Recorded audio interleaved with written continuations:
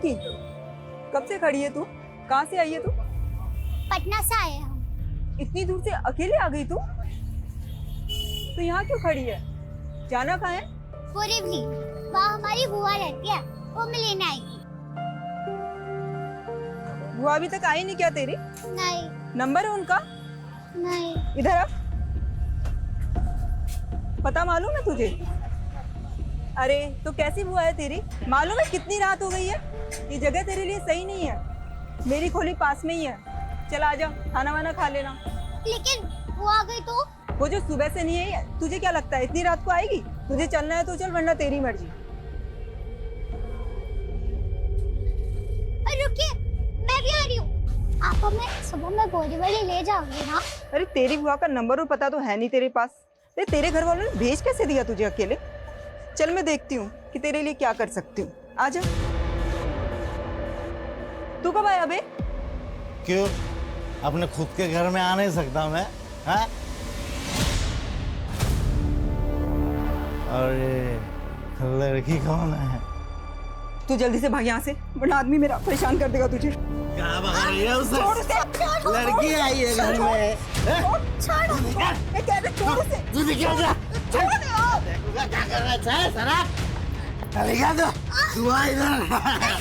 दरवाजा खोल, क्या कर रहा है? नरक में सड़ेगा साले, दरवाजा खोल।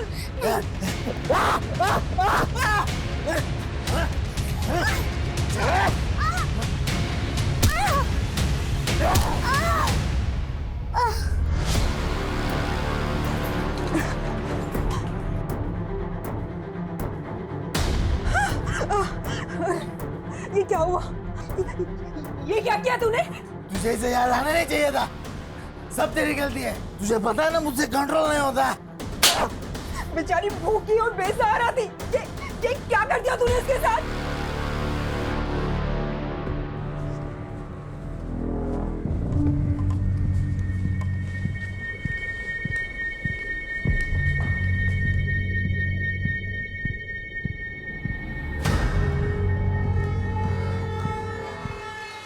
देखिए, घबराने की कोई जरूरत नहीं है। हम राजेश का एमआरआई कराएंगे और उसके बाद नर्स, नर्स, कितनी चोट लगी है इसको? कितना खून बह रहा है? किसने छोड़ा इसको यहाँ? मालूम नहीं डॉक्टर साहब, इसे कौन छोड़कर चला गया?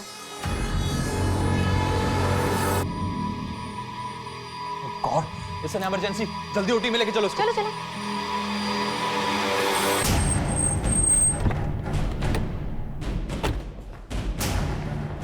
Yes doctor. सर, एक बच्ची को पता नहीं कौन इंजर्ड हालत में यहाँ पर छोड़कर चला गया है। मैंने उसका इलाज शुरू कर दिया है, पर बच्ची को इंजरीज काफी ज्यादा हैं सर। पता नहीं, मतलब कोई तो छोड़ के गया होगा। हमें सीसीटीवी फुटेज चेक करनी। सर, यही बच्ची थी वो। यहाँ तो सिर्फ ये बच्चा दिख रहा है, कोई गार्डियन तो नजर नहीं आ रहा। एक बच्चे, एक छोटी बच्ची को जख्मी हालत में हॉस्पिटल छोड़कर चला गया।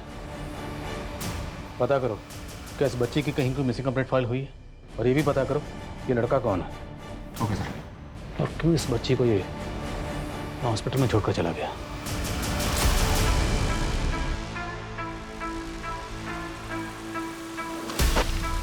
चोर चोर।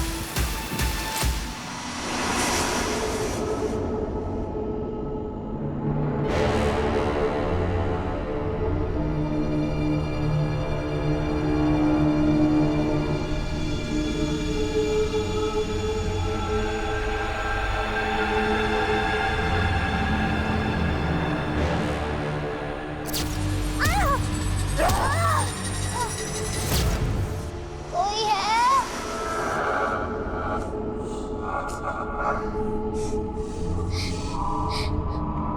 कोई है? कोई है? बाहर निकालो मुझे। बेटा मुझे माफ कर दे, मुझसे भूल हो गई। मुझे तुझे यहाँ पे लाना ही नहीं चाहिए था। तू चली जा यहाँ से। भैया, आपको बोरीवली पता है कहाँ है? नहीं बेटा।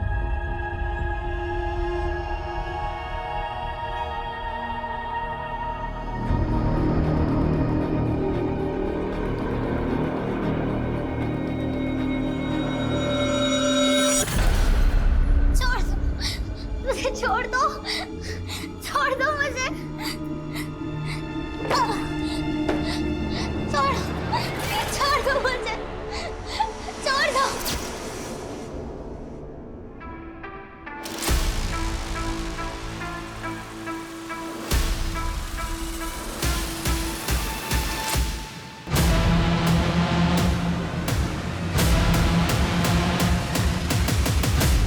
सर पहले हमें लगा था कि बच्ची पैरालाइज है, पर शायद ऐसा नहीं है। आप कहना क्या चाहते हैं? सर बच्ची सिवियर फिजिकल वायलेंस का शिकार हुई है। सर ये देखिए, दोनों एल्बोज और दोनों रिस्ट को कितनी बेरहमी से तोड़ दिया गया है सर। ये नी कैप्स भी। कौन होगा जिसने इस मासूम को इतनी बेरहमी से मारा?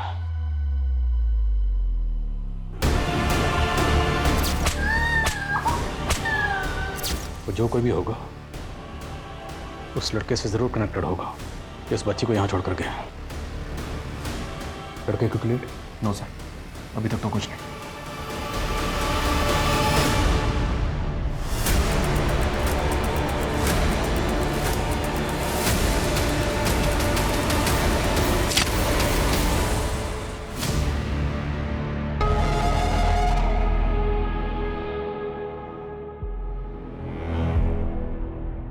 सर, अबे बच्ची की कोई मिसिंग कंप्लेंट भी नहीं मिली है।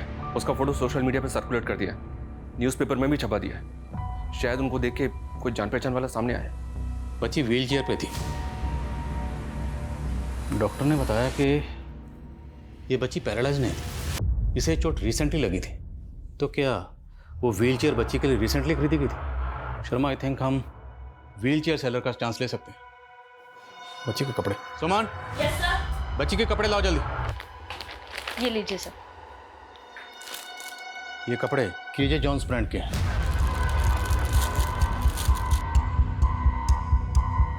इसमें बारकोड और सीरियल नंबर है। आई थिंक हम इससे पता लगा सकते हैं कि कपड़े कहाँ से खरीदेगा। Right right sir.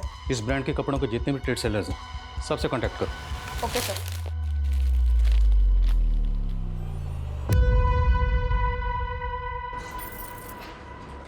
ए चल उठ, बाहर आ जा। हाँ उठ जा, आ जा।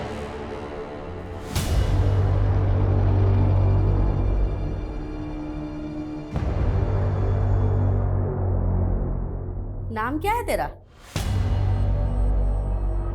राजकुमारी।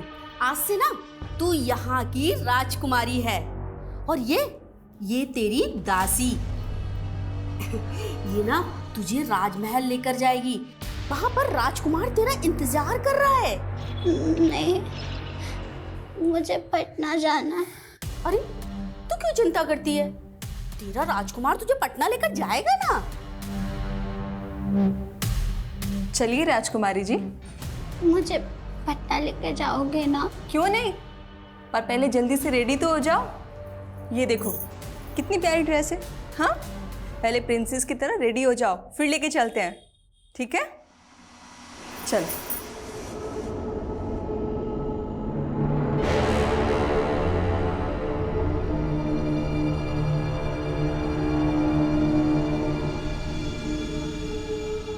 चलो चलो जाओ।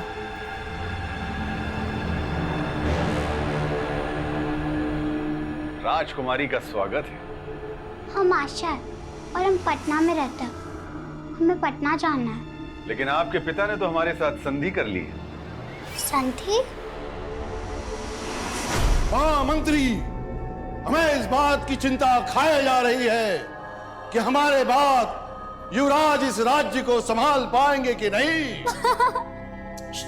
अच्छा बेटा तुम बाहर जाओ, मुझे रिहर्सल करनी है। पापा, आप हमें इस नाटक में राजकुमारी बना दो ना प्लीज। बेटा तुम एक्टिंग नहीं कर पाओगे। अरे कर लेंगे पापा, बना दो प्लीज, बना दो प्लीज प्लीज प्लीज। अच्छा ठीक है, मैं तुम्हें राजकुमारी बनाऊंगा, लेकिन एक राजकुमार भी होगा इस कहानी में। क्या तुम उसका डायलॉग बोल पाओगे? अरे क्यों नहीं, आपकी बेटी है, आप कर सकते तो हम क्यों नहीं। अरे वाह। आप हमारे पापा को जानते हैं? उन्होंने भेजा आपको? हाँ, हम ही तो आपके राजकुमार हैं। चलो रिहर्सल करते हैं। रिहर्सल? नहीं नहीं।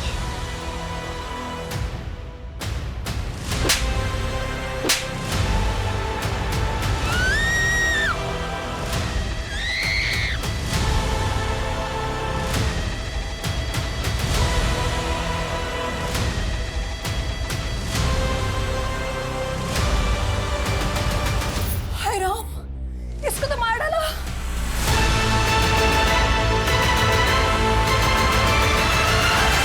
सर, परागवाड़ी पुलिस ने कांटेक्ट किया हमें। जिस लड़के को हम ढूंढ रहे थे उस लड़के की उन्हें परागवाड़ी में लाश मिली थी। इस लड़के की कुछ और डिटेल्स पता चली? परागवाड़ी पुलिस का कहना है कि इसके बारे में उन्हें अभी तक कुछ पता नहीं चला है। वो इसके मर्डर की इन्वेस्टिगेशन कर रही है।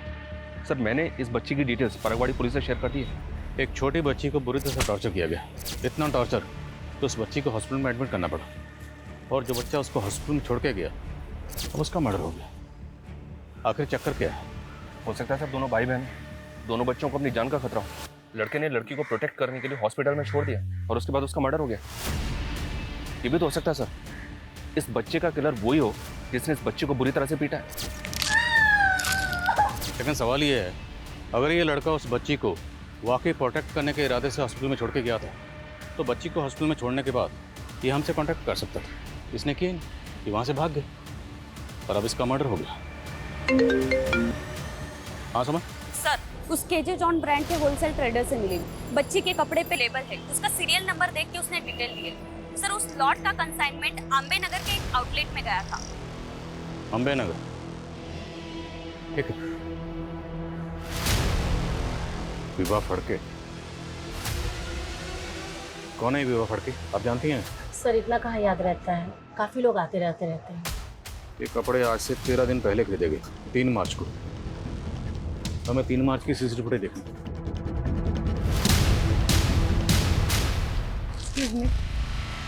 मुझे अपने बच्चों के लिए कपड़े चाहिए थे। मेरे बेटी की उम्र 14 साल है और बेटी की 10 साल है, सो आप उनके हिसाब से कपड़े दिखा दीजिए। तो दोनों बच्चे इस औरत के हो सकते हैं? ये फुटेज हमें दीजिए। Okay sir.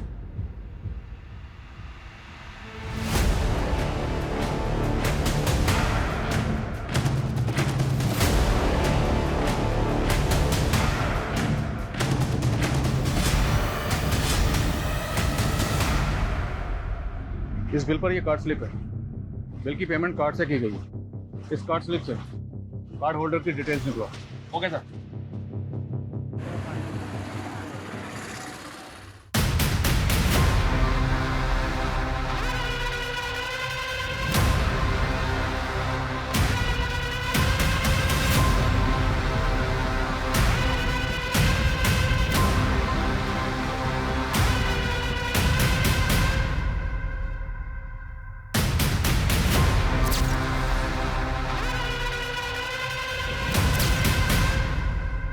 अरे अब बस भी करो, रोज सवेरे प्रॉमिस करते हो कि नहीं पियेंगे, या सांझ होते बोतल खोल के बैठ जाते हो। आज तो मत रोको, उसका जन्मदिन है आज, और वो यहाँ आए भी नहीं।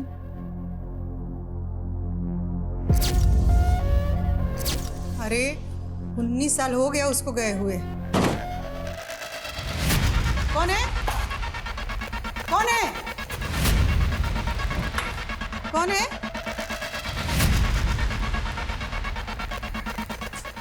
लगता है कुत्ता आया होगा।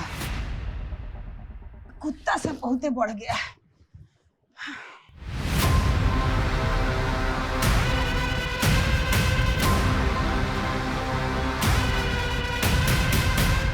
सर विवाह फड़के के बारे में पता चला है, वो अम्बे नगर की रहने वाली है। अम्बे नगर तो मिलकर आते हैं। लेकिन सर विवाह तो मर चुकी है। क्या? जी हाँ सर, अम्बे नगर पुलिस का कहना है कि विवाह ने 5 दिन पहले ही सुसाइड किया है। विवाह? जतिन फड़के विवाह का पति है सर, जिसने अम्बे नगर पुलिस को कॉल करके बताया था कि उसको विवाह की लाश मिली है। PM रिपोर्ट के मुताबिक विवाह ने एक्सेस पॉइजन कंज्यूम किया था। हालांकि सुसाइड की कोई खास वजह पता नहीं चली है, लेकिन अम्बे नगर पुलिस का कहना है कि उनको कोई साजिश भी नहीं लगी, इसलिए उन्होंने केस क्लोज कर दिया। सर मुझे यकीन नहीं हो रहा है, विवाह इस तरह मुझे छोड़ के चली जाएगी। लेकिन आपकी वाइफ ने सुसाइड क्यों किया? मुझे खुद समझ में नहीं आ रहा। हम दोनों एक दूसरे के साथ बहुत खुश थे। सुसाइड के एक दिन पहले हमने हमारी 10वीं मैरिज एनिवर्सरी मनाई थी।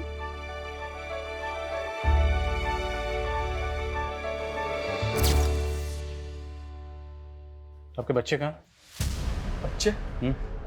सर हमारे कोई बच्चे नहीं है।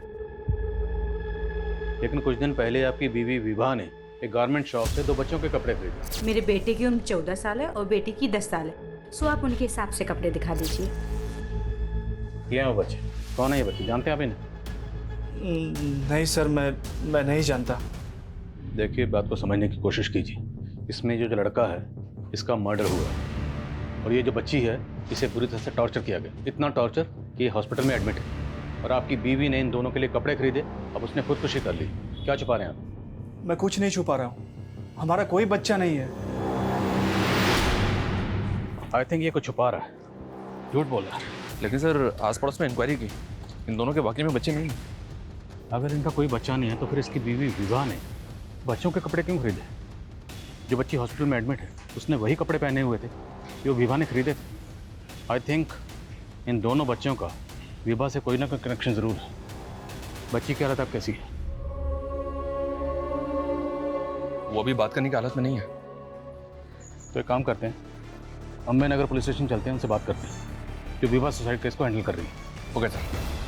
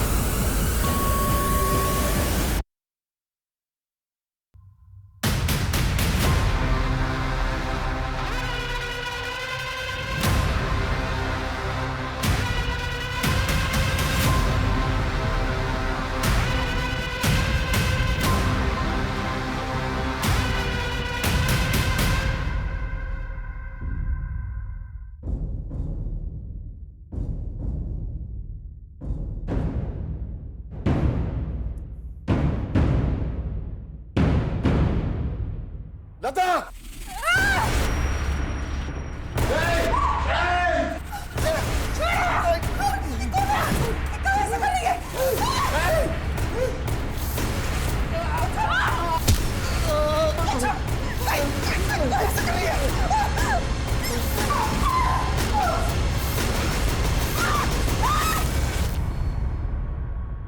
बैठिए। Thank you. हम आपसे विभा सुसाइड केस के बारे में बात करना चाहते हैं। जी। आपको सुसाइड के बारे में कब पता चला? 5 दिन पहले विभा के पति के कॉल आने के बाद में हम शाम तकरीबन 4 बजे उनके घर पहुंच गए थे। वहां पर विभा का कोई सुसाइड नोट तो नहीं मिला, लेकिन हाँ, हमने उसका मोबाइल और लैपटॉप कलेक्ट कर लिया था। क्या विभा किसी एनजीओ से भी जुड़ी हुई थी? क्योंकि उसने 2 छोटे बच्चों के कपड़े खरीदे थे, या फिर उसके रिश्तेदार के बच्चे हैं। ऐसा तो कुछ मालूम नहीं चला। देखिए, आपने भले इस केस को सुसाइड केस मानकर बंद कर दिया, पर हमें लगता है there is something more in this case. क्योंकि विभा ने जिन 2 छोटे बच्चों के लिए कपड़े खरीदे थे उनमें लड़के की लाश मिली है परागवाड़ी में, और वो जो लड़की थी वो बुरी तरह से जख्मी हालत में हॉस्पिटल में एडमिट है, और अब विभा ने सुसाइड कर लिया। तो आई थिंक विभा का इन दोनों बच्चों से कोई ना कोई कनेक्शन ज़रूर है, और ये भी मुमकिन है कि विभा की खुदकुशी के पीछे कोई ऐसा राज है जो सामने आना बाकी है। लेकिन विभा की मौत जहर खाने से ही हुई है।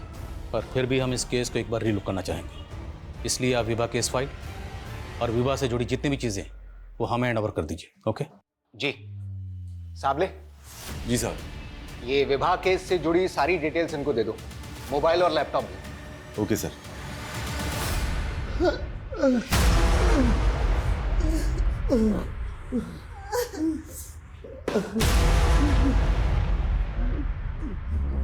कौन हो तुम? क्या चाहिए तुमको? क्यों कर रही हो हमारे साथ ऐसा? पहचाने नहीं हमको? कौन हो तुम? जो दीवार पे टांग के रखी हो ना फोटो, वही है हम, आशा। दिमाग खराब हो गया क्या तुम्हारा? आपकी बेटी है हम, आशा। नहीं पहचान रहे आप? पकड़ाओ मत तुम हम लोग को। 19 साल हो गया है आशा को गायब हुए। अच्छा, 19 साल पहले क्या था? क्या था 19 साल पहले? 2003। और अभी क्या है? 2022। 19 साल में हम इतना बदल गए पापा। पहचाने नहीं हमको? देखिए, उठिए, आपकी बेटी है हम, आशा। पहचानिए। सच? मेरी आशा? आपकी आशा। आशा। सच ये मत। देखो, बहुरत के बात पे आप विश्वास कर रहे हैं बेटी के बारे में।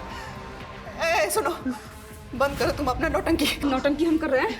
हम कर रहे हैं? हाँ, हम ही आशा हैं। सबूत का है तुम्हारे पास कि तुम आशा हो?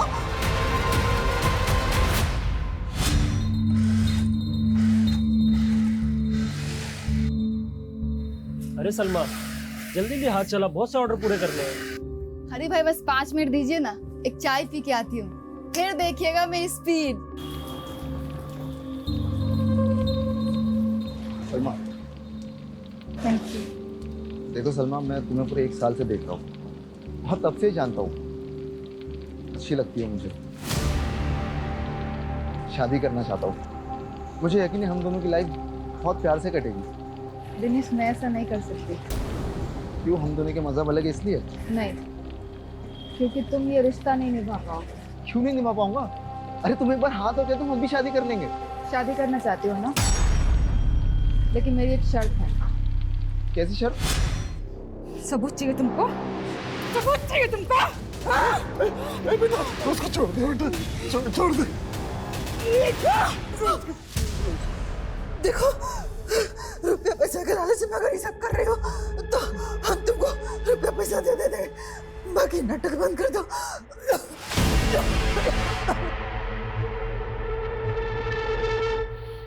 सर, विभा के फोन का डेटा रिट्रीव हुआ तो उसमें ये वीडियो मिला है।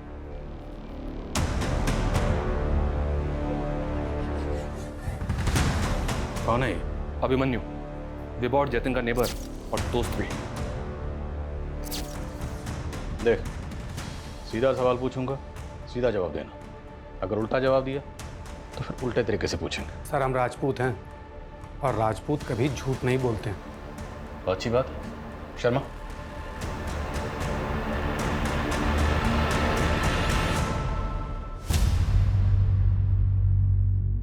जानते हो इन बच्चों को? नहीं सर, कौन है ये लोग?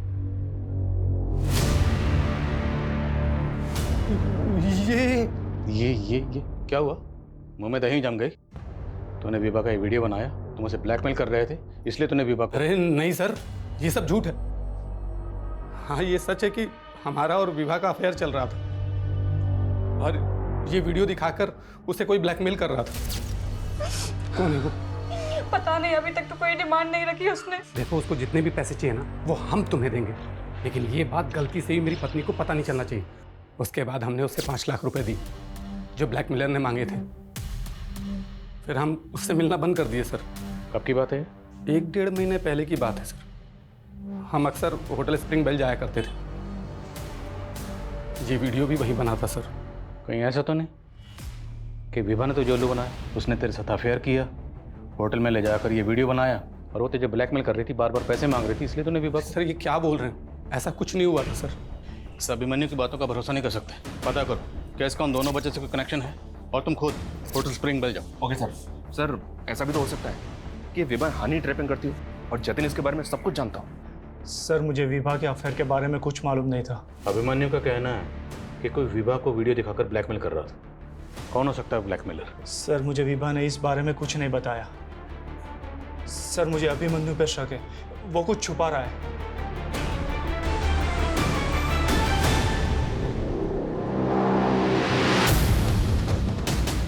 ये विभा और ये अभिमन्यु, इन दोनों के बारे में हमें जानकारी चाहिए। ये दोनों अक्सर इसी होटल में आते थे। सॉरी सर, यहाँ तो कितने लोग आते हैं, हम सबके बारे में नहीं जानते। इस होटल में इन दोनों का ये वीडियो बना है। चल गया इस होटल में कस्टमर्स के वीडियो बना के उनको ब्लैकमेल करते हैं आप लोग? नो सर, ऐसा कुछ नहीं है। वो तो पता चल जाएगा। इस होटल का एक एक कमरा अच्छी तरह से चेक करो। देखो यहाँ पे कहाँ पे हिडन कैमरा लगा हुआ है।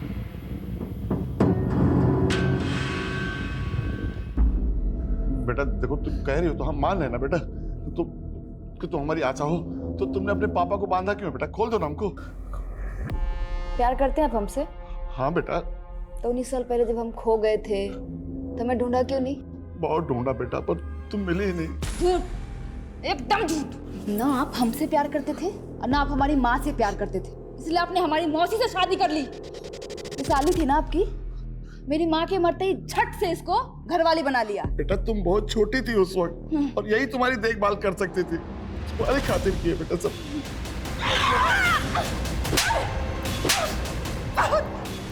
नौटंकी हो गया।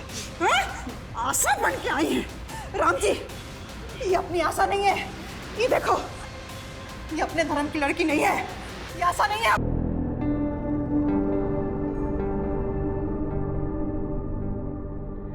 हाँ हरिश्चंद्र,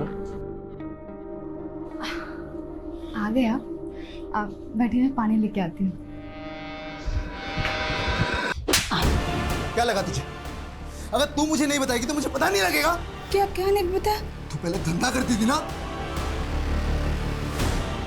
दिनेश, मैंने शादी से पहले शर्त रखी थी कि मेरे अतीत के बारे में तुम कुछ नहीं पूछोगे मुझसे। अरे लेकिन मुझे नहीं पता था ना तेरा अतीत इतना गंदा होगा।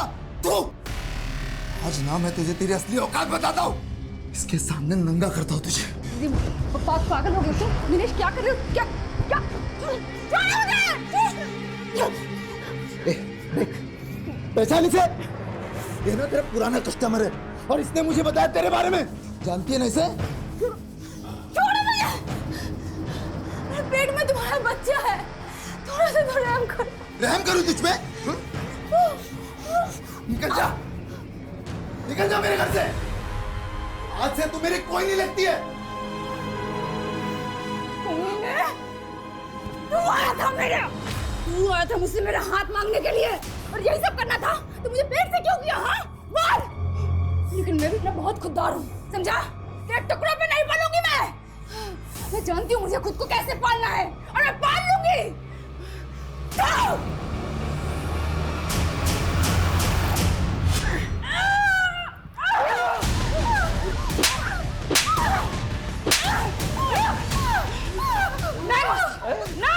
अब नहीं मौसी, तुम्हारी वजह से ना मैंने बहुत कुछ सहा है, बहुत गलत किया हम।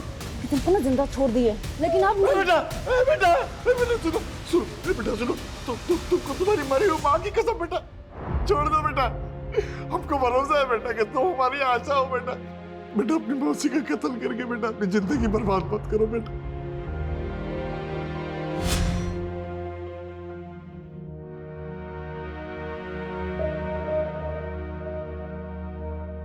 अरे कटरीना, तू इतने सालों बाद कैसी है तू? मेरे को ना इस धंधे में वापस आने का है। लेकिन तू तो सलमा बनकर टेलरिंग का काम कर रही थी ना? हाँ, सोचा था ये धंधा छोड़ दूंगी। एक कमीनी से ना शादी भी बना लिया था, लेकिन उसने भी मुझे लात मार दिया और पूरे मोहल्ले में ना बदनाम करके रख दिया मुझे। साला कोई काम देने को तैयार नहीं है मेरे को। अब पेट पालने के लिए जिस्म तो बेचना पड़ेगा ना।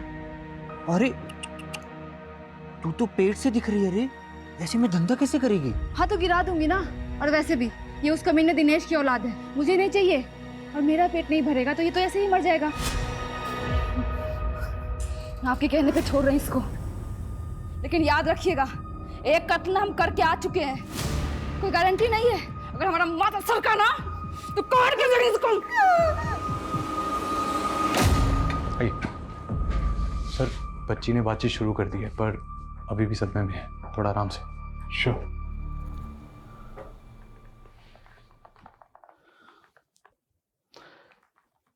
हेलो बेटा, कैसे हो आप?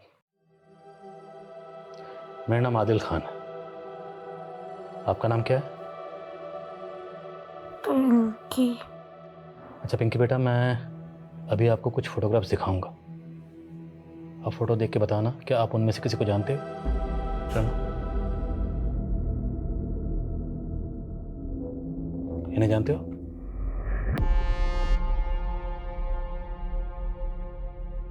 ऐसे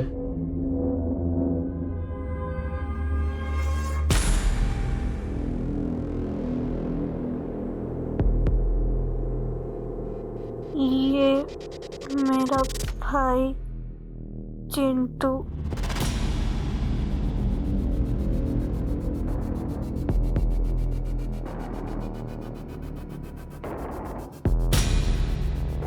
ये मेरी मम्मी है विभा।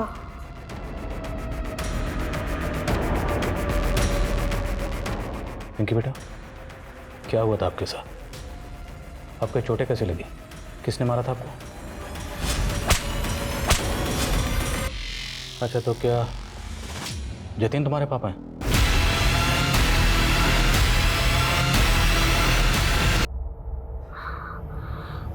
सर प्लीज़ आप बाहर आइए सर, इसको आराम की ज़रूरत है, प्लीज़ सर। Nurse, injection.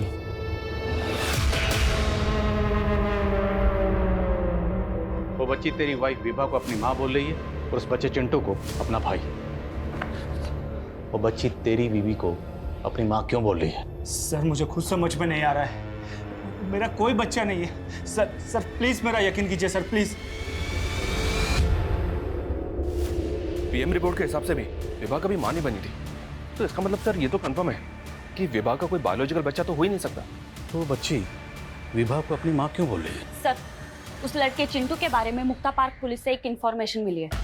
20 दिन पहले वो लड़का गेटवे ऑफ इंडिया से एक टूरिस्ट का पर्स छीन के भागते हुए पकड़ा गया। चोर चोर! हाँ सर, यही लड़का था जिसे हमने पकड़ा था। पहनावे से तो अच्छे घर का लग रहा था, इंग्लिश भी अच्छी बोल रहा था और इसकी माँ का फ़ोन नंबर भी इसे याद था। मैंने उसकी माँ को फ़ोन करके बुलाया था। मम्मी! आप इसकी माँ हैं? जी सर। सर एक्चुअली मेरे बच्चे को थोड़ी मेंटली प्रॉब्लम है, उसको चोरी करने की बीमारी है। सर फिर उसकी माँ के कहने पे मैंने उसे छोड़ दिया। छोटा था सर, एक्शन लेते तो उसका भविष्य खराब हो जाता। शर्मा, कि यही थी उसकी माँ? हाँ सर, यही उसकी माँ थी। सर और एक बात, लड़के को छोड़ने के बाद एरिया में इसी तरह की लूटपाट की और घटनाएं घटी थी जिसमें बच्चे शामिल थे। और वो बच्चे कौन थे? काफ़ी सारे टूरिस्ट की यही कंप्लेंट थी कि उनका सामान किसी बच्चे ने चुराया था, लेकिन उन बच्चों के बारे में हमें कुछ नहीं पता।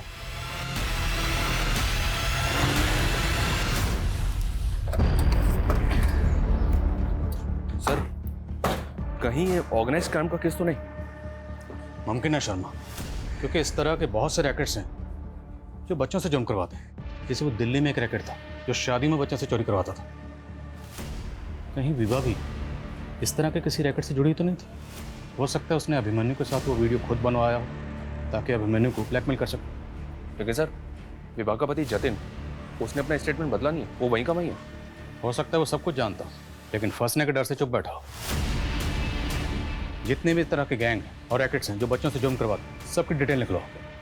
अगर हम ये मान लें कि विभा चिंटू से चोरी करवाती, तो सवाल ये है कि क्या पिंकी भी उनकी इस क्राइम में इन्वॉल्व थी? हमें पिंकी से दोबारा बात करनी है।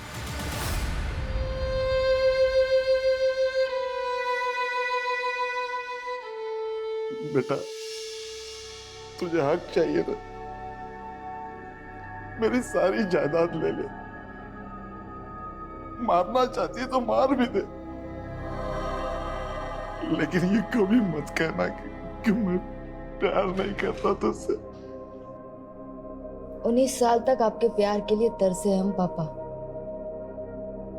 19 साल का वो कर्ज तो उतार देंगे ना? हाँ बेटा, बता क्या करना।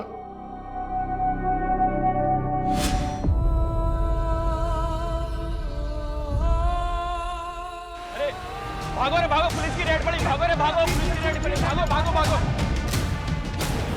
कटीना जल्दी दरवाजा खोल।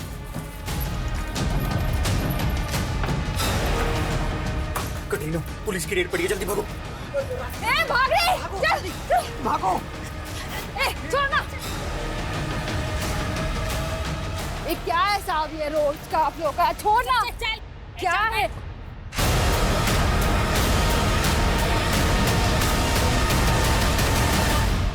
पिंकी बेटा सच बताओ, क्या यही आपकी मम्मी है?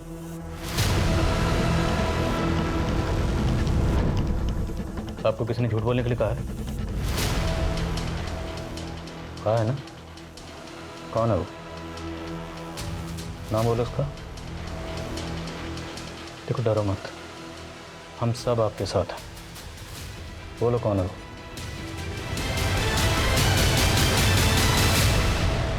आई थिंक ये पिंकी पक्का कुछ छुपा रही है। हो सकता है ये भी चिंटू की तरह चोरी वगैरह करती हो। बोलो। सर, होटल स्प्रिंग बेल की इंक्वायरी करते हुए एक इंफॉर्मेशन हाथ लगी। सर, वहाँ की रिसेप्शनिस्ट का एक क्रिमिनल रिकॉर्ड है। 2 साल पहले लोकल ट्रेन में वो चेन स्नैचिंग करते हुए पकड़ी गई थी। सर, मजबूरी में करना पड़ा था, लेकिन उसके बाद मैंने ऐसा कुछ नहीं किया। अब मैं अपनी नौकरी पूरी मेहनत और ईमानदारी से करती हूँ। तुम्हारी मेहनत और ईमानदारी तो हम तुम्हारे कॉल रिकॉर्ड में देख चुके हैं, जिसमें कई फेक आईडी से लिए गए नंबर है, और उनमें से एक नंबर विभा के कॉल रिकॉर्ड में भी मिला। अब इन फेक आईडी से लिए गए नंबर की कहानी क्या है, ये तुम खुद बता दो, वरना वो पता करेंगे। सर, ये सब मुझे साहब ने करने को कहा था। वो कहते थे ऐसा कोई भी कपल है जो पति पत्नी ना हो, उनका वीडियो बनाने का। कौन सा? कौन सा? साबले साहब, वही मुझे यहाँ पर नौकरी दिलवाए थे सर। कौन साहब?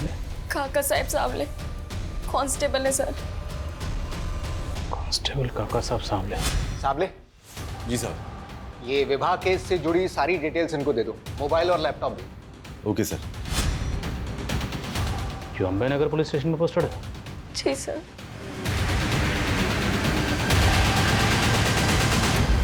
अंकित जी। ये कांस्टेबल सावले कहाँ?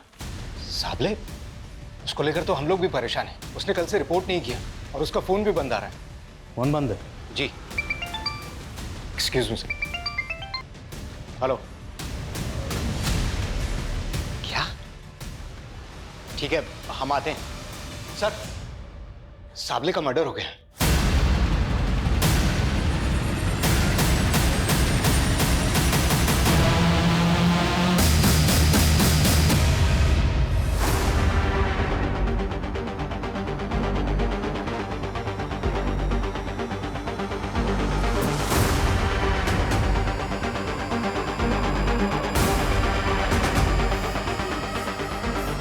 पानी लाओ। आ गए कुत्ते सालों, मैं तुम सबका इंतजार कर रही थी, नामर्द साले।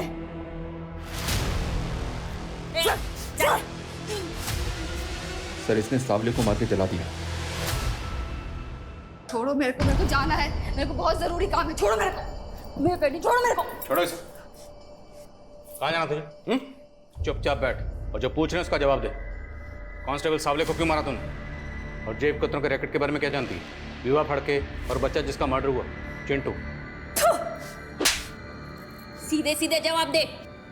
जवाब तुम लोग दो मेरे को। साबले क्यों मेरी जिंदगी बर्बाद किया? तुम सारे पुलिस वालों ने एक जैसे हो, एक जैसे। अपनी हद में रह। काय का हद में? हाँ, एड्स से मरने वाली है मैं। तुम सारे पापियों को ना मार के मरूंगी मैं। बोला ना, ड्रामा बंद। जो पूछ रहे हैं उसका सीधा सीधा जवाब बोल। कांस्टेबल सावले को क्यों मारा है? मैंने किसी को नहीं मारा है, मैं तो खुद सहती आ रही हूँ। सब कुछ सहा मैंने।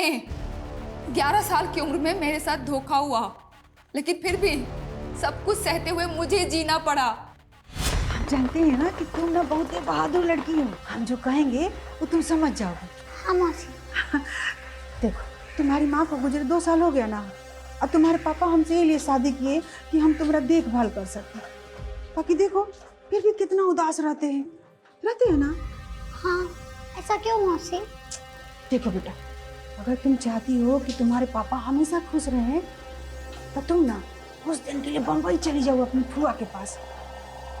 तुम्हारे पापा को हम कुछ नहीं बताएंगे। अच्छा, तुम्हारे पापा तुम्हारी माँ का मौत भुला जाएंगे तो हम तुमको वापस बुला लेंगे। लेकिन ये सब मुझे पता नहीं था कि ये सब मेरी मौसी ने मुझे घर से भगाने के लिए किया था। क्या हुआ बेटा? सब ठीक तो है ना? मुझे मेरी बुआ के यहाँ जाना है, बोरीवली। आपको पता है बोरीवली कहाँ है? हाँ पता है ना, चल। ले संभाल इसे, नई मुर्गी लाया हूँ तेरे लिए। छोड़ दो। सुन ममता, इस मुर्गी का ध्यान रख, ये मेरा माल है, पहले मैं इसको खाएगा, और जब भी मैं बोलूंगा मेरे राजमहल पे लेकर आएगी तू इसे। राजकुमारी का स्वागत है। फिर 6 साल तक मुझे एक कोठी से दूसरे कोठी पे बेचा गया। धंधा करती थी मैं, लेकिन एक दिन हीरा की मदद से मैं भाग गई।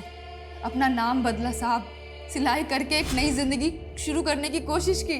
शादी करना चाहता हूँ। जब मैं दिनेश के घर से निकली तो मेरे पेट में बच्चा था। मैंने सोचा कि बच्चे को गिरा के फिर से धंधा करने लगूंगी। मैंने अपना नसीब स्वीकार कर लिया था साहब, लेकिन मैं अपने बच्चे को मार ही नहीं पाई। मैंने पिंकी को जन्म दिया। वो बच्ची पिंकी तुम्हारी बेटी है? हाँ साहब, लेकिन पता नहीं क्यों वो बदनसीब इस मनहूस दुनिया में ठोकरें खाने के लिए आ गई। लेकिन साहब, उसको कोई तकलीफ ना हो ना।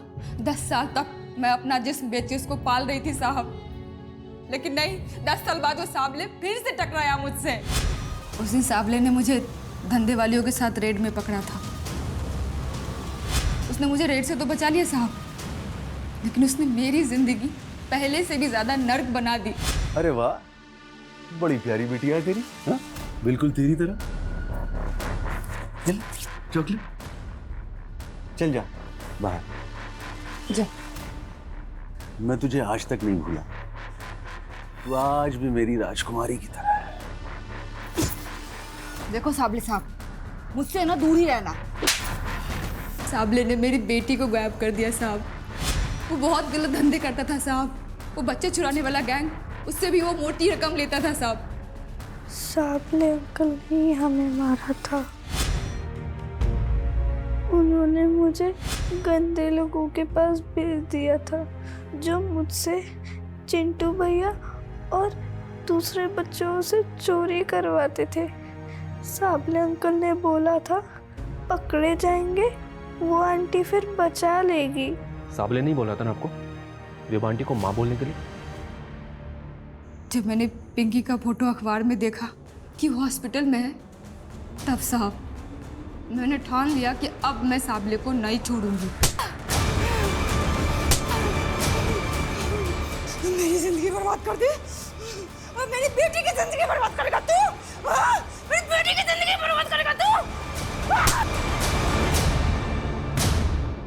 पूरे 24 घंटे साहब मैं उसके लाश के पास बैठी रही। एक बार सोचा कि पिंकी को जाके बचा लूं, लेकिन फिर सोचा कि मैं क्यों भागूं। फिर मैंने खुद आप लोगों को फोन किया।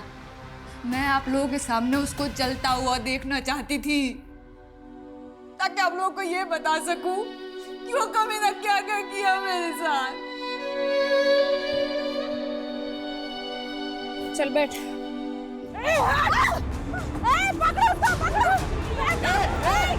पापा, हमारी एक बेटी है पिंकी, अब उसको अपना लेंगे ना पापा? हाँ बेटा, बहुत प्यार देंगे उसको। सर, आशा ने पटना में सरेंडर किया। बेटा, ये ना तुम्हारे नाना है, अब ना तुम्हें इन्हीं के साथ रहना है, ठीक है? नहीं, हाँ। नहीं मम्मा, नहीं, नहीं।